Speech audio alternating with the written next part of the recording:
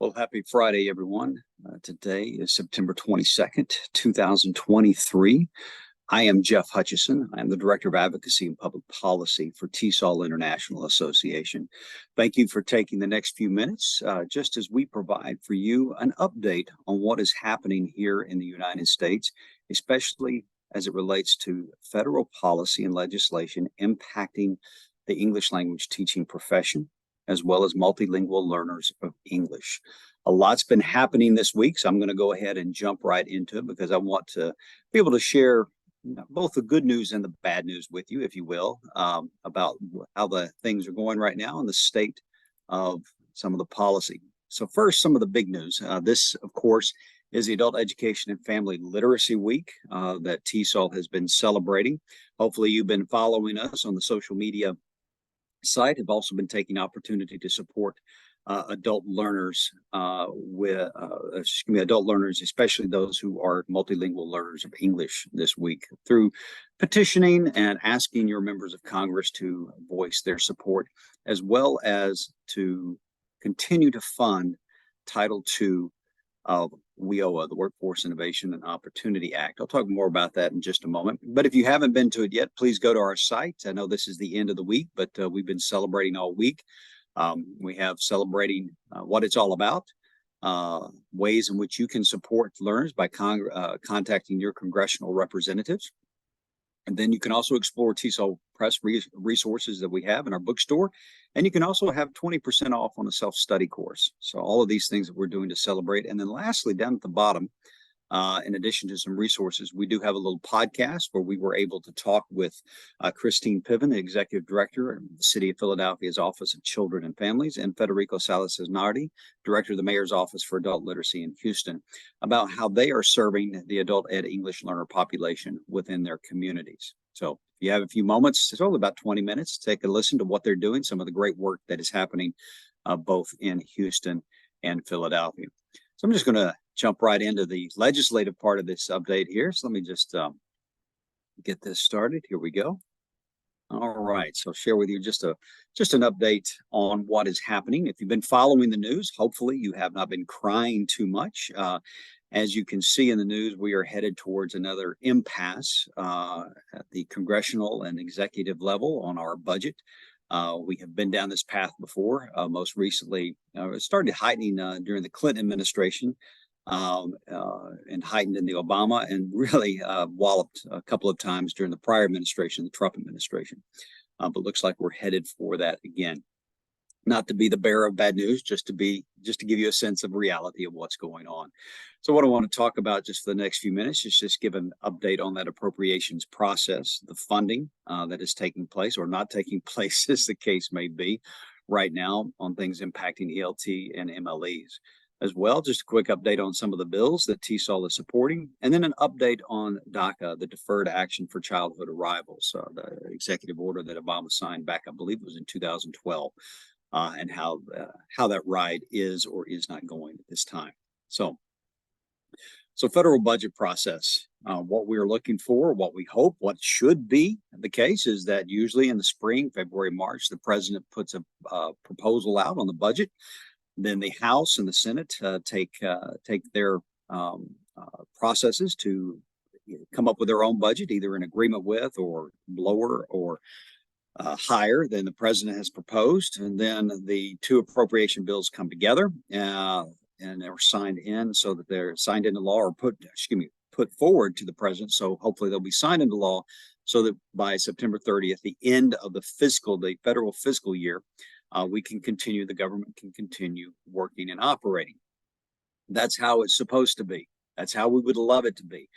Past few years have demonstrated otherwise, as you may be fully aware. So what's going to happen right now? We're looking at possibly, or hopefully, the best case scenario right now is a continuing resolution. The House right now is to put it politely, in disagreement about how that will come about. They were wanting deep spending cuts in this, and this stems back to the Fiscal Responsibility Act back in May of this year, and how I'll speak about that more in just a moment. But the House is wanting substantial cuts. House controlled by the Republicans are wanting spending cuts on a variety of the discretionary budget. But they can't agree on how those cuts are going to be played out, even for the continuing resolution. One of the ones that was posited earlier this week had an 8% reduction in that discretionary spending, and it unfortunately has been derailed.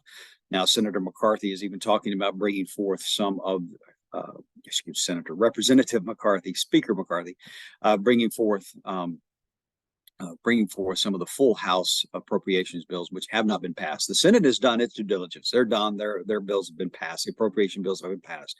The House has not. So we'll see what comes up. I'm recording this early in the morning.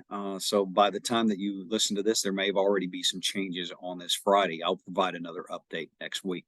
That's the best case for continuing resolution, which would basically kick the process down the road by about 30 days.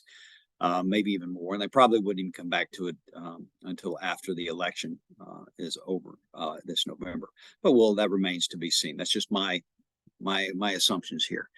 So worst case scenario, though, is we'll go to a government shutdown. I like this little meme. Sorry, folks, America's closed. Moose out front should have told you. During a shutdown, they will have essential employees and essential departments continuing in their process and their work. What agencies and what departments will be impacted, that remains to be seen. It varies. It could be everybody. It could just be a few. That remains to be seen as you go through any type of shutdown. So anyway, that's the worst case scenario of where we are. But what does that mean for education? Well, as I said, it all started with the president's proposal. President's proposal had an ambitious goal with the education of the discretionary budget being up to 90 billion here. Was that trillion? 90, yeah, 90 billion that he put forth for education. But that is not going to happen. Why is that not going to happen? Well, back in May, there was the Financial Responsibility Act, and it set some caps on the spending. You may recall there was a debate going on about debt ceiling and raising the debt ceiling so we could continue to pay our bills. And an agreement was reached, which did put some caps on overall spending.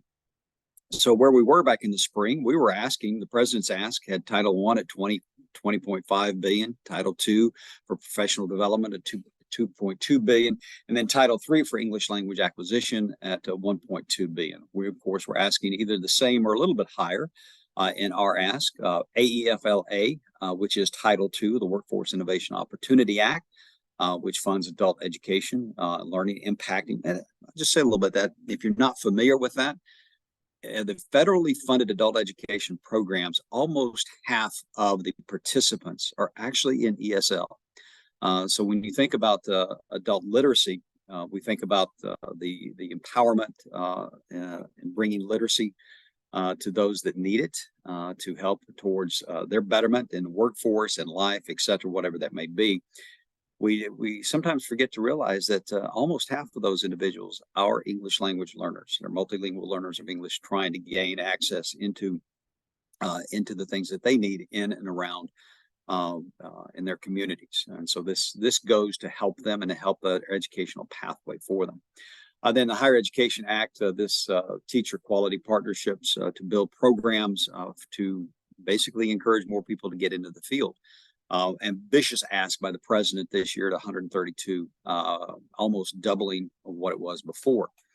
So we were very encouraged by that. And then, of course, the debates happened on the debt ceiling. So what does that put us at now? Well, because of that, with the caps in place, the House and the Senate had to look at how are they going to divide up the discretionary spending. You can see on this, it is very draconian on the House side. Title III, which I would say for most of us is the most important because it goes direct impact for English language acquisition, English language learners. The subcommittee has completely eliminated Title III funding. They have greatly reduced Title I funding, which goes to low-income communities. Matter of fact, I think the estimates were going to be a loss of up to, I can't remember correctly, I think it was 20,000, maybe 200,000. Either way, it's a big number of teachers that are serving our communities, especially for low-income communities. And then complete loss, Title III. Now, just to back up a little bit, this was the subcommittee of appropriations. The full House appropriations has not been voted on. That is one thing I referenced a little bit earlier, that Speaker McCarthy would go back, possibly bring those forward next week. If that happens, we'll keep you updated on that. The Senate had some nominal, they were level funding or nominal increases on all aspects of the appropriations for education. So we were encouraged by that, especially when you're looking at caps that are actually a little bit below fiscal year 23. If you can get level funding, you're doing well, because they have to take that cap and then divide them up amongst all discretionary spending, which I think discretionary spending, non-defense discretionary spending, is almost 1/3 of all of the discretionary budget. So just kind of give you an idea of what that is looking like. Now, if it goes to continuing resolution, don't know what will happen on the discretionary part. Generally, that extends the current spending in the fiscal year. The House, in their debate on the continuing resolution, wanted some cuts in discretionary spending. Of course, that's starting to fall apart. The sad part about this is, even if the House gets it together, most likely anything that they come up with is going to be rejected by the Senate, and definitely would be rejected by the president. As such, more than likely, we are headed towards a worst case scenario of a shutdown. Well, that remains to be seen, the impact and effect upon us as we go forward, but we'll keep you abreast and apprised of what is happening. So that's some of the bad news. Let me talk about some of the good things happening in Congress, some of the legislation that we continue to watch. These are the main ones that we're looking at. There is the Fluent Act, Families Learning and Understanding English Together. This one provides monies, especially for low-income communities, for the families of multilingual learners of English. So it provides grants and access to family literacy programs. Here it brings together both pre-K through 12 as well as adult education. Very good act that is up. We continue to bring in more co-sponsors for that. Feel free to look that up on congress.gov. I'll show you some more about how you can do that in just a moment, to see if your congressman or congresswoman has sponsored, or not sponsored, but co-sponsored that bill with Representative Grijalva out of Arizona. The Reaching English Learners Act, this one provides more opportunities and growth for, with the Higher Education Act, to bring in more English language instructors. So it's a part where local education agencies partner with higher education institutions to develop programs to bring in more instructors. Some very good program having there. Again, that was out of Grijalva's office. And another one out of Grijalva's office is the Syllable Act, which provides access for dual language instruction to English learners, minorities, and other minorities there. So those three are out of Grijalva's office and great to support. A little aside, it's interesting that Grijalva out of Arizona is such a proponent for English learners, multilingual learners of English, the ELT profession. Within the state, you may have heard that there is some litigation going on now because the current superintendent of the Board of Education wants to deny access to dual language instruction for English learners. So that is something that TESOL has come out against. We are supporting English learners there and working with Arizona TESOL, our affiliate there, to support and hopefully see that through. For adult ed, we do have the Strengthening Research in Adult Education Act. This one, while it doesn't, you say, well, why is TESOL supporting this? Well, again, I want to go back to that stat that talks about the numbers of English learners that are participants in a federally funded adult education program. So when we're strengthening research here, especially on digital and information literacy and expanding that, making all programs better, it by default is going to help our learners. So that's why we're supporting that, and especially keen right now as we're in Adult Education and Family Literacy Week. Additionally, a comprehensive immigration reform is not going to happen in this Congress, but that does not mean that we just roll over and give up. We continue to call in for support, make sure that our Congress members are aware that we want this to happen. One of the best ones out there right now is the Dignity Act of 2023. It's HR 3599. It's has bipartisan support and bipartisan sponsorship on that. One that provides a path to undocumented as well as dreamers and temporary protected status. That is a humane treatment. Unlike, I'll be specific. The immigration bill that passed in Florida immediately mandated some measures that restricted undocumented from engaging in means to sustain themselves. Well, what that meant is that that all of a sudden they were left without means to support. Well, realizing that much of, especially in Florida, the economy, different sectors of the economy depend upon this labor source, the Dignity Act makes sure that it is not a complete cutoff, but it provides a path so that they can gain access and do this in a way that's going to remove them from the fear of deportation in that process. So one to support there. And as well, it has some great aspects for higher education. So if you haven't had a chance to go and look at the Dignity Act of 2023, some great talking points. Not a perfect bill by any stretch, but it is one of the best out there, and it is a bipartisan support. And then, of course, we have the Afghan Adjustment Act, both on the Senate and the House, to support not only the Afghans that are here, give them a path to permanent residency, which they currently don't have because of the special immigration visa backlog. That helps address that, but also reinforces the efforts that are going on for those that were unable to get out of Afghanistan. So those are just some of the bills that we're supporting. Now, where are they right now? They're still in process. We are in the 118th Congress. We're the first year of it. We have a long road ahead of us. We don't expect, it would be great if all of these were all to pass, but that is probably not reality. But we continue to voice our support. Just because it doesn't get passed in the 118th doesn't mean that it's not going to come up in the 119th. We continue to support, continue to put those forward until we see them through. So we want your support for those. And lastly, just touch upon the deferred action for childhood arrivals, or DACA. It suffered another blow last week. A federal judge out of Texas, Andrew Hannon, ruled it illegal. It's not the first time that this been ruled illegal. It's not the first time that it's on a path to go to the Supreme Court. Fortunately, he did not just abandon the program completely. He allowed it to continue for those who were currently in it. Still no new applicants for it. So we were looking at, I think, about 500,000 individuals that are currently recipients of DACA. There could be, I think, 1.2 million that would be eligible for it were new applicants able to come forward. But the long and short of it is DACA was an executive order. This is an immigration related issue. It needs to be solved through the legislature. It is one that is solved by law, not by executive order. And so we need Congress to act. There's currently two bills, one in the Senate, one in the House. You can see them right there. DREAM Act is in the Senate, 365, and the American Dream and Promise Act, HR 16, is in the House. Voice your support for that. Voice your support for Dreamers and other undocumented. I